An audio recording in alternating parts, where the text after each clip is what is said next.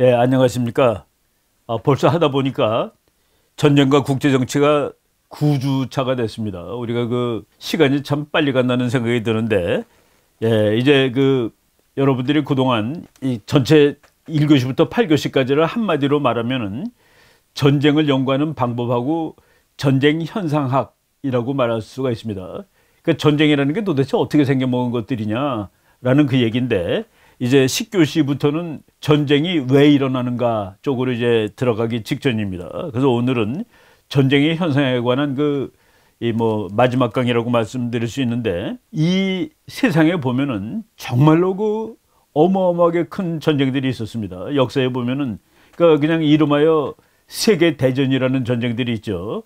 그런 전쟁들을 특별히 묶어가지고 그런 공부하는 학자들이 있습니다. 이 사람들은 그냥 작은 전쟁, 잔챙이 전쟁들하고 2차 대전, 1차 대전 같은 큰 전쟁을 한 묶음으로 공부하는 건 좀 그렇다 해가지고 따로 공부를 하는데, 그래서 오늘은 그런 세계적인 대전쟁에 대해서 말씀을 드리겠습니다. 세계적인 대전쟁이 중요한 이유는 그 전쟁들은 보통 그 전쟁이 이제 끝났을 때 세상이 바뀝니다. 그 세계의 역사를 바꿔놓습니다. 우리가 그 세계 역사를 쭉 분석할 때, 역사가 이렇게 변하는구나, 큰 전쟁이 났구나라는 말하고 거의 뜻이 같습니다. 바로 이렇게 세계의 역사를 바꿔놓은 대전쟁들에 대해서 얘기하도록 하겠습니다. 이제 학자들마다 그 전쟁을 그 이름도 좀 특이하게 해줬습니다. 그래서 제가 그냥 그 책의 한 절로서 한 시대 세계 챔피언을 결정한 전쟁들, 어느 나라든지 말이죠, 자기가 국제정치의 챔피언으로 등극하고 싶어 합니다. 그리고 또 인정받고 싶어 해요. 근데 인정을 해주나요, 다른 나라들이? 우리가 국제정치를 애나키라고 얘기했죠. 그러니까 어느 나라도 너가 그래 1등 맞아 라고 해주질 않습니다. 그러기 때문에 그것을 결정하는 전쟁을 챔피언 결정전이라고 얘기를 하죠. 인간 역사에 전쟁이 많이 있었지만 정말로 대전쟁이라고 불리는 전쟁들이 드문드문 있었다. 그런데 이 대전쟁을 연구하는 학자들이 그 대전쟁을 주기적으로 발생한다는 사실을 또 발견했습니다. 역사적으로 볼 때 일정한 간격을 두고 발생했다. 그래서 지난 500년을 보니까 500년을 이게 글로벌 시스템이라고 그럽니다. 왜냐하면 1000년 전에는 글로벌 시스템이 아니에요. 그때 당나라 따로 로마 따로 있었는데 그 둘이는 거래를 별로 안 했습니다. 작은 장사는 있었는지 모르지만은 그 큰 전쟁을 할 만한 인터액션, 전쟁을 만하는 관계는 없었거든요. 그래서 지구가 한나로 된 거를 서기 1500년부터입니다. 그러니까 1500년부터 지난 500년 동안 보니까 대략 100년마다 지구 챔피언이 하나씩 나타나는데, 그 챔피언을 결정한 전쟁들이 있었다는 사실을 이제 학자들이 발견했죠. 그러니까 100년의 간격을 두고 100년마다 한 번씩 큰 전쟁이 발생했고, 그 전쟁이 발생한 이후에는 세계 정치가 바뀌었다. 그래서 그 전쟁을 어떤 사람은 또 롱 사이클 히스토리, 히스토리 오브 롱 사이클, 장주기 이런 식으로 또 설명을 합니다. 그래서 이 전쟁들을 학자들이 이름을 하기를 패권 전쟁, 헤지모닉 워죠, 일반 전쟁, 제너럴 워, 세계 전쟁, 월드 워, 지구 전쟁, 글로벌 워, 혹은 체제 전쟁, 시스테믹 워 등등 다양한 용어로 이 대전쟁을 묘사했습니다. 그런데 우리가 그 전쟁의 정의 내릴 때 학자들이 견해가 차이가 난다고 그러는데, 대전쟁에 대해서는 별로 차이가 안 나요. 이거 맞아, 이거야, 이것이 대전쟁이지. 그래서 학자들 사이에 의견 일치가 비교적 쉽게 이루어진다. 그리고 보통 그 대전쟁 이론은 서기 1500년부터 국제정치가 하나의 단위로 인식되기 시작한, 그때부터 글로벌 시스템이라고 그럽니다. 그때부터 발생한 전쟁들을 다 이제 공부를 한다라고 이제 얘기할 수 있습니다. 그러니까 그때부터 이제 지구를 한 바퀴 돈 거죠, 배가. 그래서 지구 전체는 하나야. 이제 one world system 이런 건데, 역시 그것도 제일 먼저 패권 전쟁, 대전쟁을 연구한 학자는 퀸슈라이트 교수가 바로 전쟁의 금자탑이라고 그랬죠. 그 책은 노벨상도 받을 수 있는 책이라고 얘기를 했었습니다. 만약 노벨 정치학상이라는 거 있으면은. 그래서 그 퀸슈라이트가 대전쟁 리스트를 15개를 만들어 놨더라고요. 그래서 30년 전쟁부터 프랑스 스페인 전쟁, 루이 14세 전쟁 등등해서 쭉 오다가 11번째 프랑스 혁명 전쟁, 그리고 그 다음 전쟁 나폴레옹 전쟁, 그 다음에 크리미아 전쟁, 1차 대전, 2차 대전 등등 해가지고 15개의 대전쟁 자료를 이렇게 만들어 놨습니다. 우리가 저 책은 뭐 여러분들 여러 번 봤고, 그리고 저 퀸시 라이트 교수 뭐 사진도 여러 번 봤습니다. 하여간 뭐 7년 전쟁, 그 미국 독립하기 직전에 있었던 전쟁이죠. 미국 독립전쟁, 이런 전쟁들을 다 대전쟁 목록에 놓는데, 물론 이 대전쟁 목록에 들어가는 전쟁들이 조금씩 틀리긴 틀립니다. 그러면서 그 대전쟁의 정의도 뭐 조금은 틀리지만은 다른 데에 비해서 훨씬 그 학자들이 견해 일치를 하고 있다. 그리고 대전쟁에 대해서 집중적으로 연구한 학자, 퀸시 라이트는 별전쟁을 다 연구했습니다. 근데 대전쟁만 전문적으로 연구한 학자가 로버트 길핀이라는 학자입니다. 이 로버트 길핀은 국제정치학에다가 경제학을 도입시킨 그 첫 번째 학자라고 말씀드려도 되는데, 그 사람의 출세작이라고 말할 수 있습니다. War and Change in World Politics. 전쟁과 국제정치. 제가 미처 이 책을 구입을 해서 읽지는 않았는데 한국말로 번역되어 있는 책이 있다는 사실을 발견을 했습니다. 국제정치에서의 전쟁과 변화라고 2015년에 임상순이라는 분이 이 번역을 해서 냈더군요. 우리는 이거 미국에서 전쟁도 공부할 때 이 책은 무조건 읽고서 서평을 써야 되는 책으로 이 전쟁 연구에서 이제 큰 비중을 차지하는 책입니다. 이 사람은 그 근대 이전과 근대 이후로 나눠가지고 이제 패권 전쟁, 헤저모닉 워라는 그 리스트를 만들어가지고 분석을 했는데, 그냥 이걸 다른 말로 하면은 국제 정치 변동론이라고 얘기해도 됩니다. 그리고 국제 정치 변동의 기점은 대전쟁. 국제 정치가 변동했다는 것은 뭐로 기준을 삼는데, 이 사람의 기준은 누가 챔피언이냐가 기준이랍니다. 근데 그 챔피언이 바뀌는 거예요. 강대국의 숫자가 바뀌고 뭐 이런 걸 기준으로 세상이 변했다라고 보는데, 그래서 근대 이전 근대 이후 해가지고 근대 이전에는 아테네와 스파르타 간의 펠로폰네수스 전쟁, 이거를 그 당시 당대 세계의 질서를 바꾼 전쟁이라고 보죠. 그리고 카르타고와 로마 사이에 있었던 2차 포에니 전쟁, 뭐 이건 너무 옛날 전쟁이기 때문에 우리가 뭐 다 자세하게 설명할 필요까지는 없겠습니다만은, 여러분들이 그 펠로폰네소스 전쟁이라는 책은 우리말로 번역도 다 뭐 버전이 몇 개 나왔습니다. 아주 옛날 책이지만은 오늘날의 전쟁, 오늘날의 그 국제 정치도 설명할 수 있는 그런 책이니까 한번 뭐 관심 있는 분은 봐도 좋다고 생각이 듭니다. 근대 이후에 큰 전쟁을 4개를 로버트 길핀 교수가 찾아냈는데, 30년 전쟁, 루이 14세의 전쟁들, 그리고 프랑스 혁명 전쟁 및 나폴레옹 전쟁, 그리고 1차 및 2차 세계대전, 1차 대전, 2차 대전 따로 얘기하는 학자들도 있는데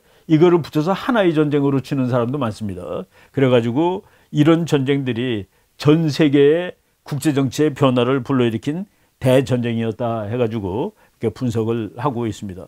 여러분 그 로버트 길핀이라는 분도 뭐 1930년생이니까 뭐 88세에 돌아가셨습니다. 2018년에 작고하신 학자인데 국제정치 역사에 손꼽는 그런 학자고, 저분이 이 책과 더불어서 가장 그 날리는 책이 The Political Economy of International Relations, 국제관계의 정치 경제학. 이분은 국제정치학 교수가 된 다음에 경제학을 몇 년 동안을 따로 집중적으로 공부를 했다고 합니다.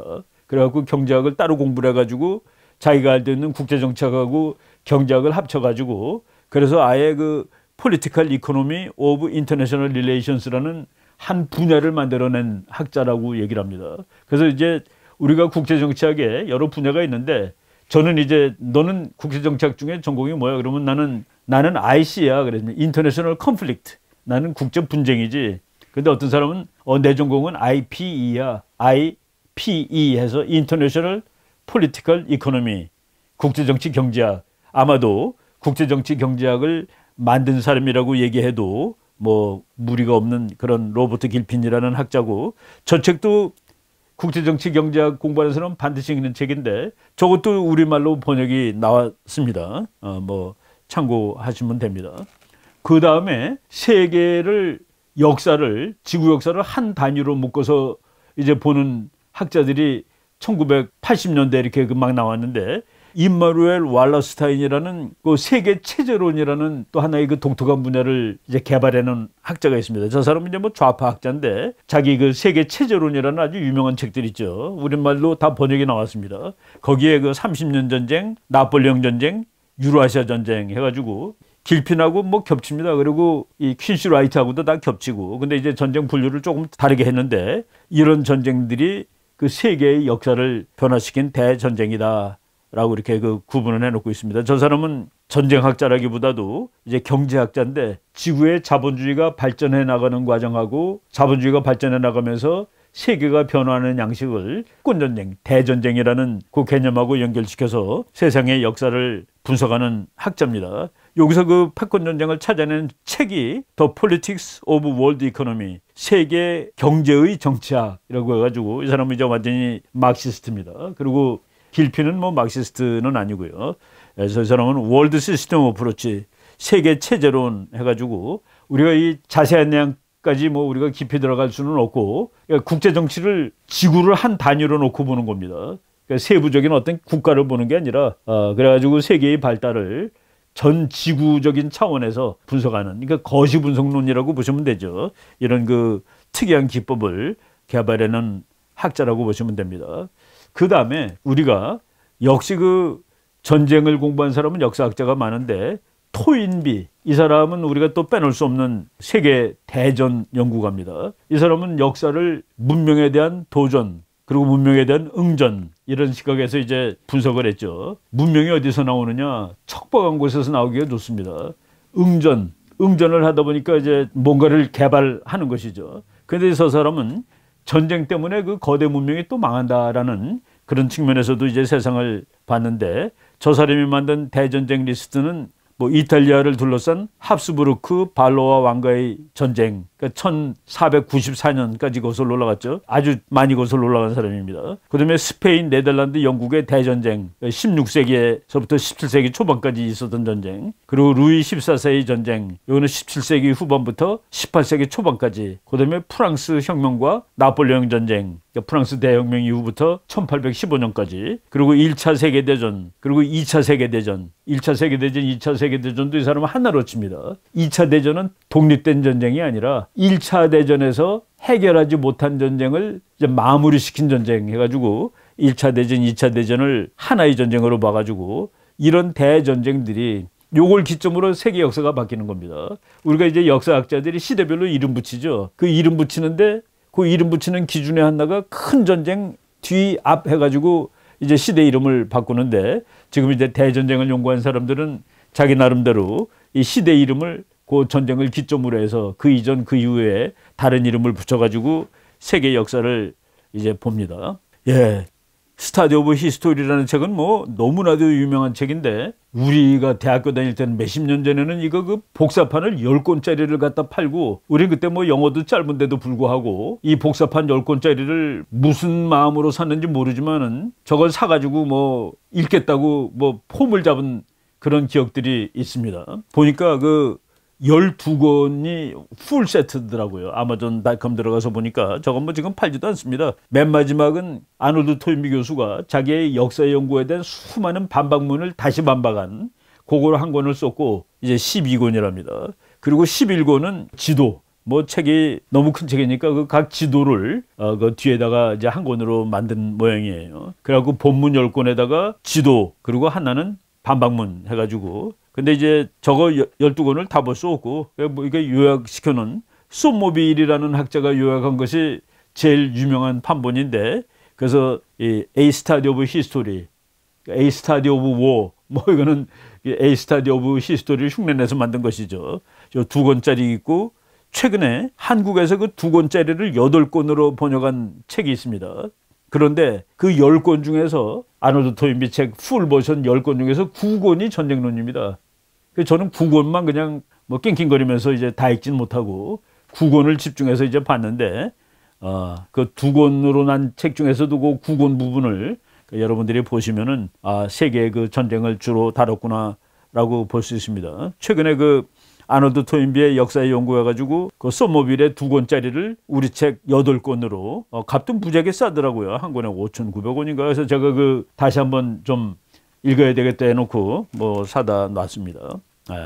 하여간 책 쓰는 데만 27년 걸렸대요. 혼자 썼는데. 근데 구상하고 완결할 때까지는 40년 걸려서 썼다. 그리고 1934년에 첫 권째가 나와가지고 1954년에 10권이 나왔다. 딱 20년 걸렸죠. 2년에 한 권씩. 그리고 역사 지도를 잡은 11권은 1959년. 그리고 역사 연구에 대한 비판에 대한 반박은 1961년 나왔다라는 참 그 한 학자가 평생 동안 저렇게 그 대적을 쓸 수 있구나 하는 그런 책입니다. 여기에서도 그 인간의 대전쟁을 썼는데 이게 그 너무나 뭐 다 읽을 수 없기 때문에 또 이렇게 아예 그냥 조그맣게 이렇게 써놓은 요약한 책이 있습니다. 토인비의 전쟁과 문명에서 한국말로 최근에 나왔더라고요. War and Civilization, 전쟁과 문명이라는 책인데 이 책이 그 시군까지 완성되기 전에 그 문명하고 전쟁 간의 관계만 특별히 그 요약을 해서 썼는데 뭐 이 책은 그냥 전쟁은 문명에 해로운 것입니다. 그러니까 그 대단한 문명이 인간이 그렇게 그 열심히 만들었던 문명이 전쟁 때문에 다 파괴된다라는 근데 그 파괴되는 과정에 군사주의, 밀리타리즘 이런 것을 컨셉을 잡아가지고 이제 뭐 분석한 책인데 저는 뭐 이거 미국 헌책방에서 뭐 이렇게 오래전에 샀습니다. 예. 한국말로도 최근에 놀랍게도 그러니까 이런 그 명저들이 수명이 얼마나 간다는 것을 볼 수 있는 것이죠. 이 책이 1950년에 나왔으니까 70년 지금 된 책입니다. 71년째 되네요.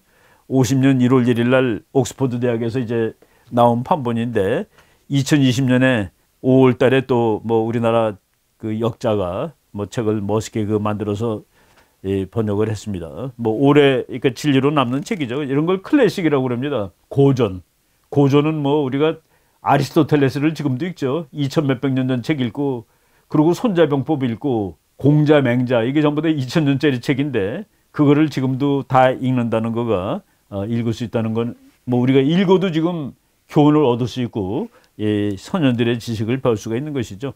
그 다음에 가장 그 우리가 이제 제가 하는 전쟁 연구는 과학적 전쟁 연구라고 이제 보통 얘기를 하는데 과학적 전쟁 연구에서 대전쟁만 그냥 또 골라서 공부하는 학자가 있습니다.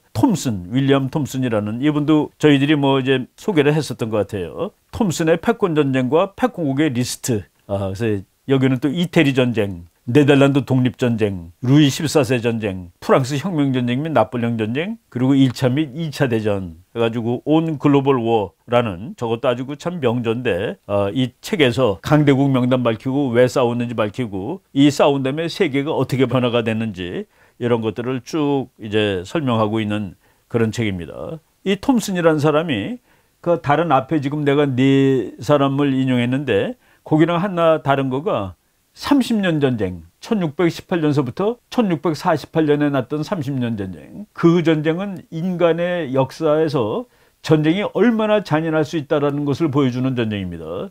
30년 동안 종교 때문에 싸웠는데 그 전쟁이 있은 후에는 국제정치에 주권국가가 나타난 아주 그래서 역사에 큰 영향을 미쳤지만은 이 사람은 그거는 패권을 놓고 싸운 전쟁이 아니기 때문에 그래서 그 이전에 국제정치의 주역하고 그 이후의 주역을 다른 패권 전쟁하고 같은 차원에서 분석하는 건 좀 이상하다 해가지고 30년 전쟁은 그 리스트에서 뺐습니다. 잔인한 전쟁인 것은 사실이지만은 그 전쟁은 패권 전쟁, 세계의 역사를 바꾼 대전쟁은 아니다라는 그런 주장을 하고 있죠.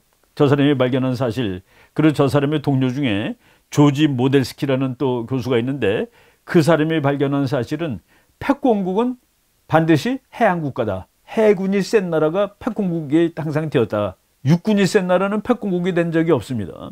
지난 500년 동안.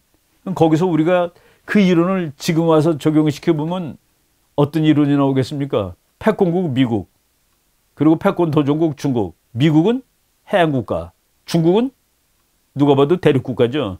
그런데 과거의 패턴에 의하면은 해양국가인 미국이 이길 것이다라고 답을 쓸 수 있는 것입니다. 그래서 우리가 역사의 교훈을 보면은 물론 왜 해양국가가 계속 이겼느냐에 관한 또 자세한 연구들이 많이 있습니다.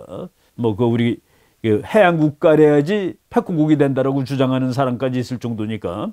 그런데 아무튼 모두 바다를 중심으로 하는 해양국가가 패권 전쟁에서 이기고 패권국가가 되었다라고 주장을 했습니다. 예. 참편을 결정하는 전쟁이 패권 전쟁이라고 그랬습니다. 그 참편이 되면 뭐가 좋은데 바로 로버트 길핀이라든가 또 잭 립이라든가 이런 사람들은 참편 되면은 네 룰대로 세계를 지배하는 거야. 세계 참편이 되면은 참편이 세계를 지배하는 것이지 라고 얘기를 하는 겁니다.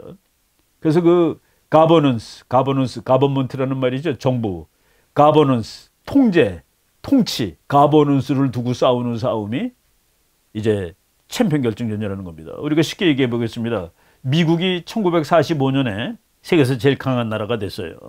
그러니까 많은 학자들은 1945년에 미국을 패권국이라고 치는데 저는 아닙니다.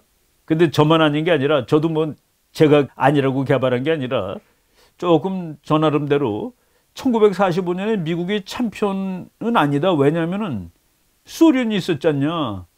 그리고 소련하고 중국하고 동북공산국, 북한 그 수십 개 나라의 수십억이 미국의 지배를 받지 않았다. 미국은 뭡니까? 자유주의, 자본주의죠.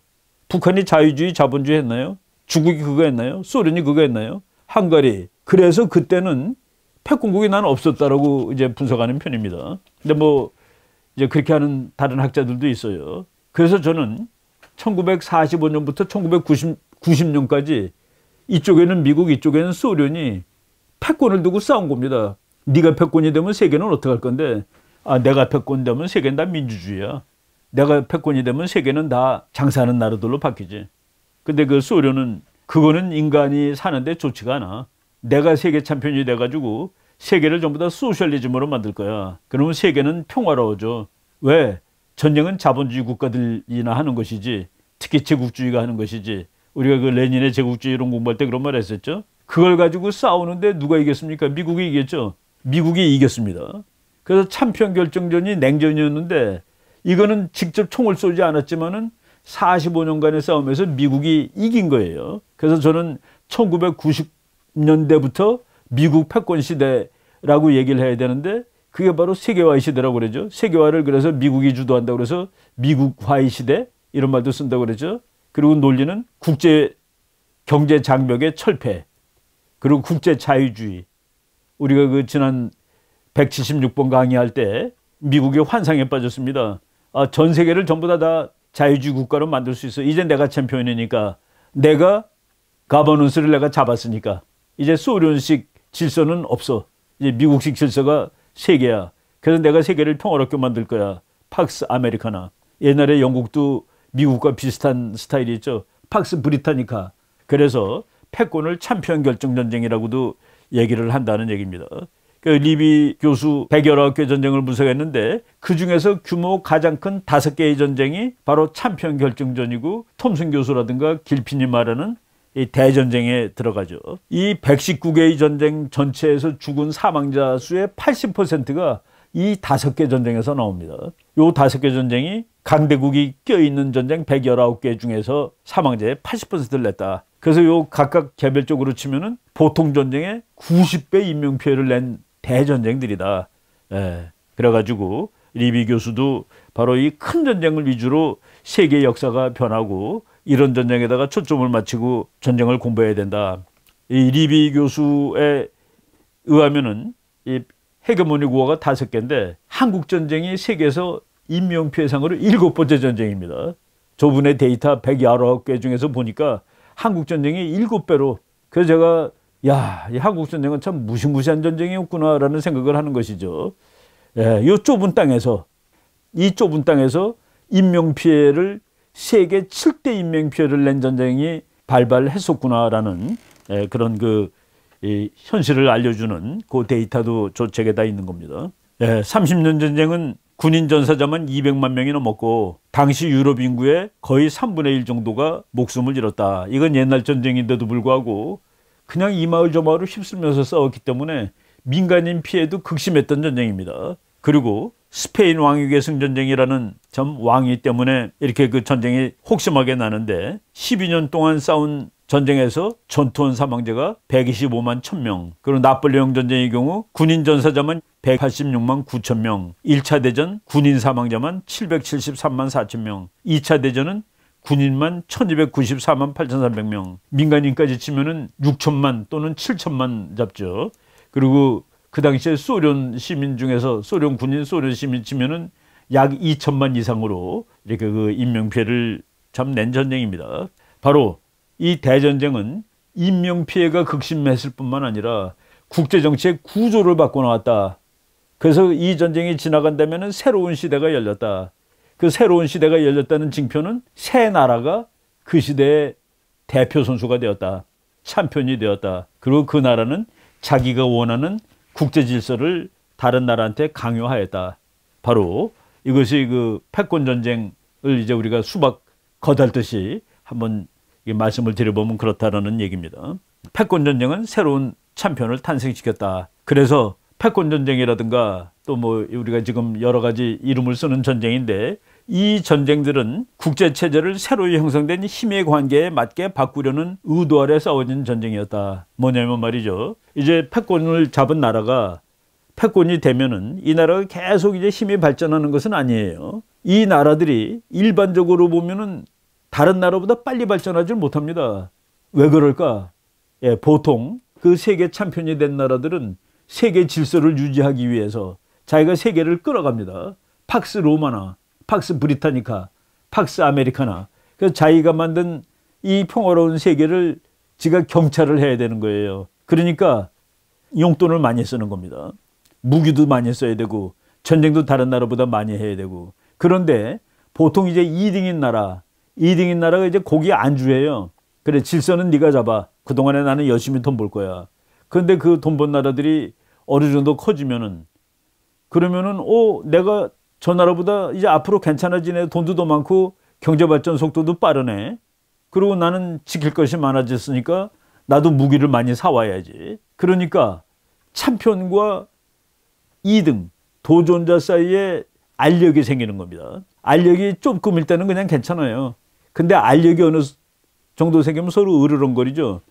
으르렁거리는 새로운 힘의 관계. 이 새로운 힘의 관계는 뭔가 그래요. 그러니까 2등은 뭐냐면은, 야, 내가 1등 너의 힘의 80%나 되는데 내가 국제정치에서 지금 내가 향유하는 이익은 너의 80은커녕 너의 절반도 안 돼. 너의 20%밖에 안 돼. 우리 언젠가 그 코미디언이 1등만 알아주는 세상이라고 그런 뭐 농담했는데 국제정치야말로 1등만 알아주는 세상입니다. 그래서 2등은 화가 나게 돼 있어요. 중국은 화가 나는 겁니다. 야, 내가 너의 3분의 1을 따라갔는데 그리고 인구는 내가 너보다 2배, 3배 넘잖아.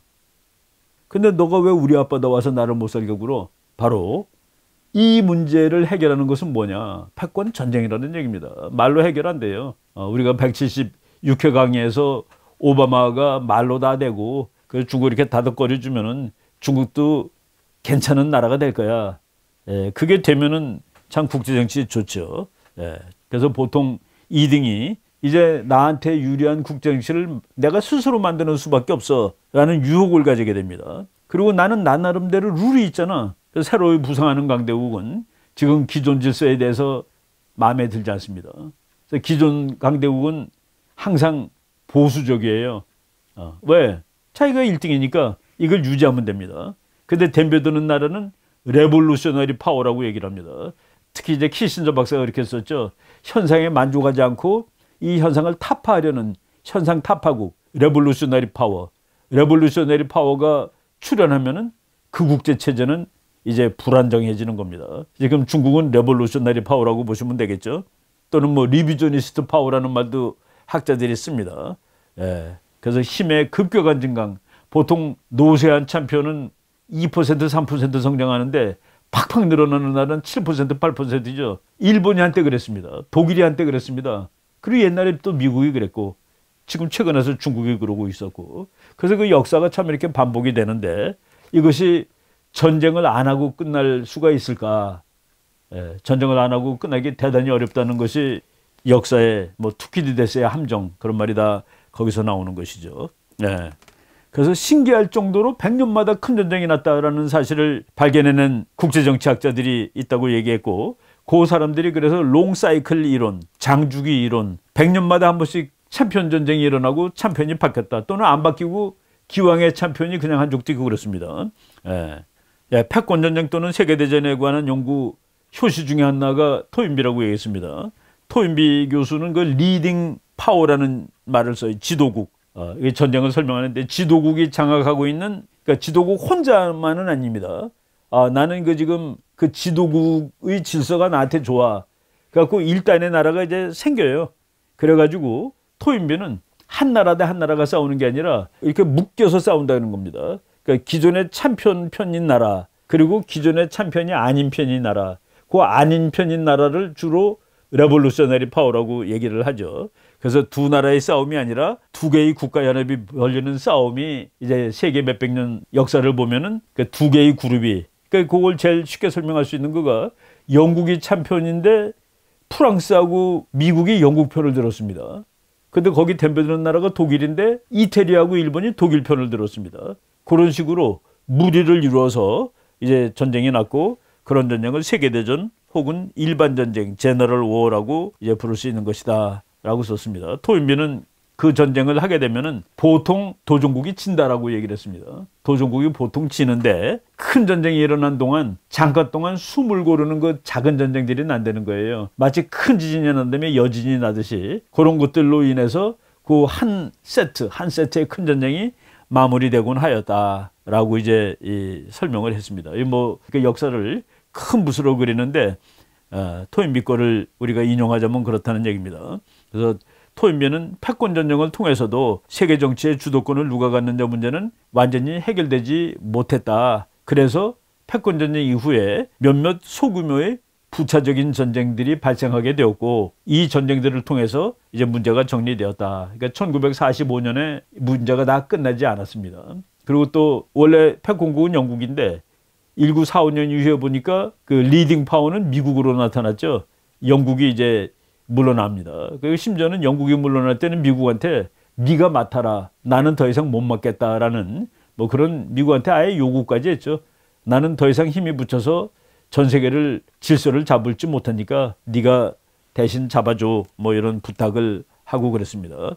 예, 그리고 레이몽 아롱이라는 학자도 뭐 이분 책이 그 피스 앤드 워, 전쟁과 평화라는 책이 있는데 그게 이제 영어로 번역된 거가 있지만 원전이 뭐 당연히 불어겠죠. 저 책이 우리나라에 번역은 안 돼 있는 책입니다. 저는 누가 그 불어를 잘 하시는 분이 그 피스 앤드 워라는 책을 한국말로 한번, 저거는 뭐 역사가 아무리 지났어도 번역이 돼 있어야 되는 그런 책이라고 보는데, 레이몽 아롱이 그 대전쟁을 이렇게 정의를 내렸더라고요. 패권전쟁을 기왕의 국제질서에서 변하고 있는 힘의 상대적인 위치를 결정하는 궁극적인 테스트. 국가들이 전부 다 힘이 변했습니다.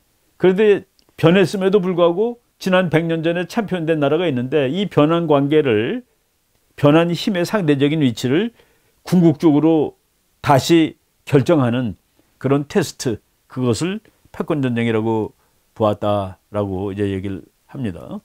왜 그러면 자꾸 변한다고 뭐 이미 조금 얘기를 했지만은 국가들마다 성장 속도가 다릅니다. 국가들마다 성장 속도가 다르죠. 그리고 이렇게 보는 사람들은 이제 여러분 질문할 수 있어요. 교수님, 국제정치는 무정부 상태라고 그랬잖아요. 근데 지금 말씀하는 거 보니까 국제정치의 어떤 가버넌스, 어떻게 국제정치를 통제해 나갈 거냐를 놓고 싸운다고 그러면은, 그럼 참편이 생기면은 국제정치는 무정부 상태가 아니라 가버넌스 아니에요?